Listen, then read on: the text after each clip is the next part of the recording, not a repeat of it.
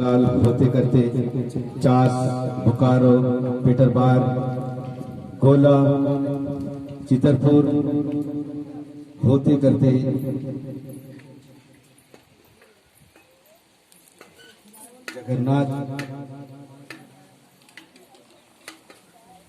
जगन्नाथ बेदिया और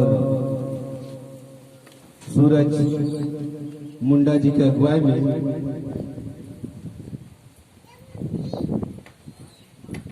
लोधरो बेड़ा पहुंचाए गए और जिस तरह से लोधरो बेड़ा के चितलाल बेदिया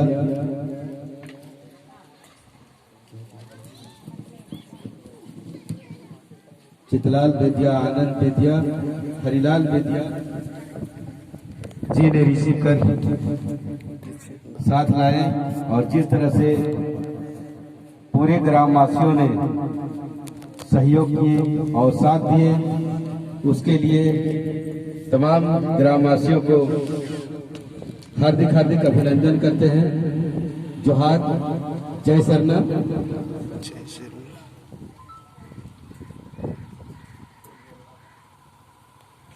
हम आप सब 21 दिन के लिए भ्रमण आदिवासी सरना प्रार्थना सभा जय सरना ट्रस्ट के माध्यम से धर्म अगुवा सुश्री किरण मुंडा जी, केंद्रीय सचिव सुश्री किरण मुंडा जी की अगुवाई में 21 दिनों के लिए निकाले गए हैं।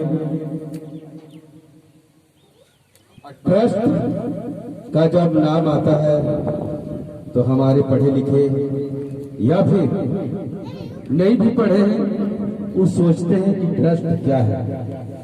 ट्रस्ट का मतलब है रजिस्ट्रेशन करवा के और घुमाना, इसीलिए वो ट्रस्ट लिखल है।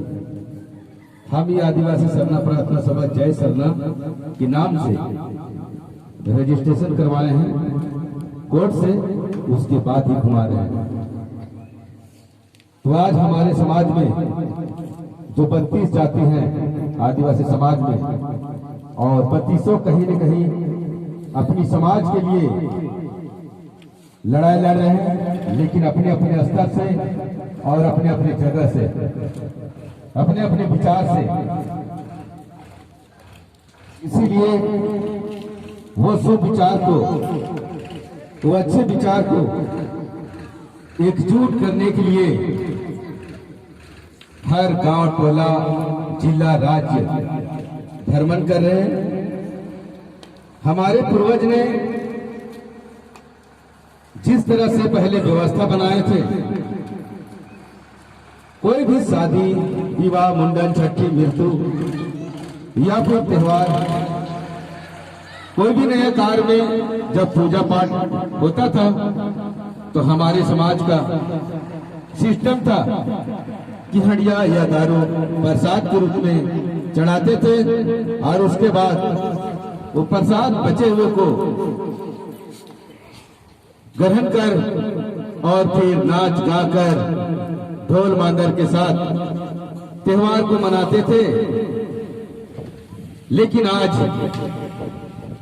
ऐसे समय में त्योहार मनाने वजह छोड़कर और हम लोग डेली त्योहार मना रहे हैं, जिससे हमारे समाज में अधिक से अधिक नाम हो चुका है।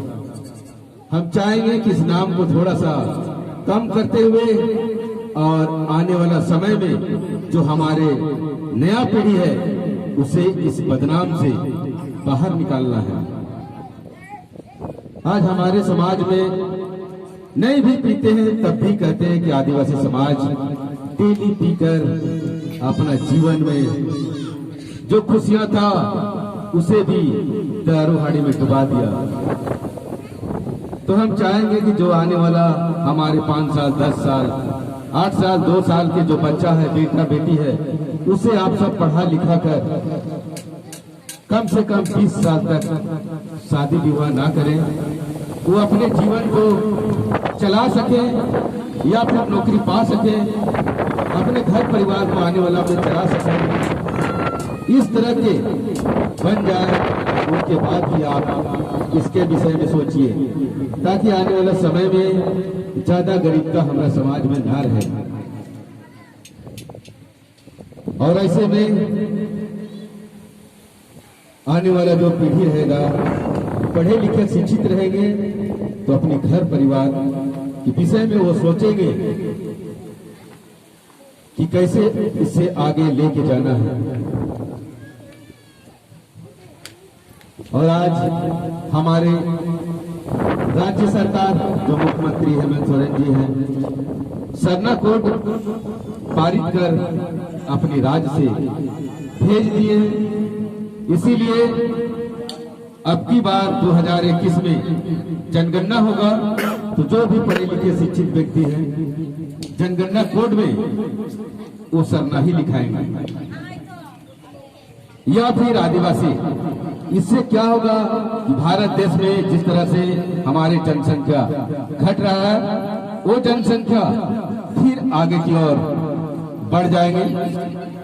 अभी फैशन है, बहुत से ऐसे 3200 जाति में टाइटल लिखाए हैं, जिससे पता नहीं चलता कौन उरांव है, कौन मुंडा है, कौन मांझी है, कौन हो है, कौन खड़िया है। टाइटल एक जैसा है। इसलिए हम चाहेंगे कि टाइटल ना लिखाकर आप बेदिया है तो बेदिया लिखाइए, मुंडा है तो मुंडा लिखाइए, उरांव है तो उरांव लिखाइए, हो है तो हो लिखाइए, मांझी है तो मांझी लिखाइए। इससे क्या होगा कि 32 जाति में वो जाति बचल रहेगा।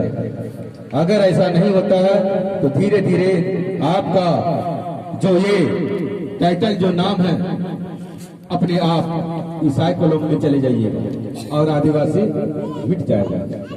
क्या है कि ईसाई समाज में टाइटल लिखाने का कॉलम है और हमारे समाज में जात लिखाने की प्रथा है। देश आजाद होते हुए 70 साल से भी बेसी हो गया। जिनके पास धर्म की व्यवस्था नहीं था, वो भी धर्म कोड हासिल कर लिया। लेकिन आज भारत देश में ही नहीं, पूरे विश्व में आदिवासी समाज का नाम चारों दिशा में था।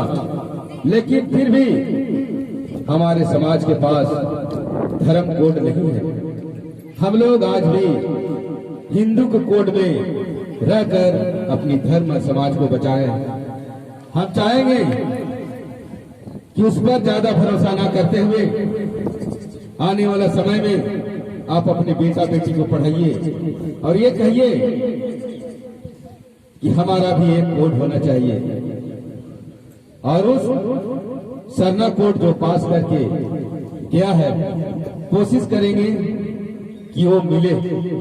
उसे पाने के लिए पूरे 32 जाति को एक होना होगा और एक स्वर में जब लड़िएगा तब भी जाके हासिल हो सकता है। एक या 100 व्यक्ति लड़ने से कुछ नहीं होगा।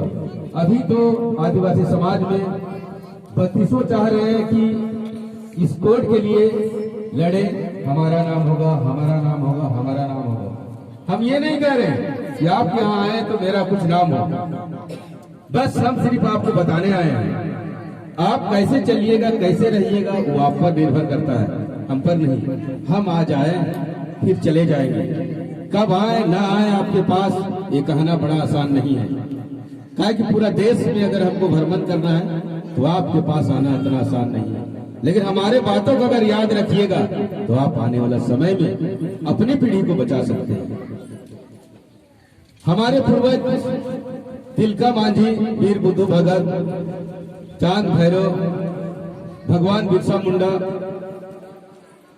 ये सबों ने बहुत कुछ ऐसा लड़ाई लड़ा जिसका आज भी वीरता नाम रहा। और आदिवासी समाज को पूरे भारत देश में 65% का भी ना पढ़ते हुए अधिकार दिलाए। लेकिन आज वो भी परसेंटेज घटकर 27% हो गया है। तो कम से कम 27% जो 27 कुर्सी है, वहां पर भी आपका बेटा बेटी पढ़ के कोई पीडीओ, कोई सीओ, कोई दरोगा बन जाए, ये सोचिए। घट गया होगा इसलिए कि शायद वो कुर्सी में आदिवासी समाज पढ़ लिख के वहां तक पहुंचने नहीं किया होगा, इसीलिए घटा दिए।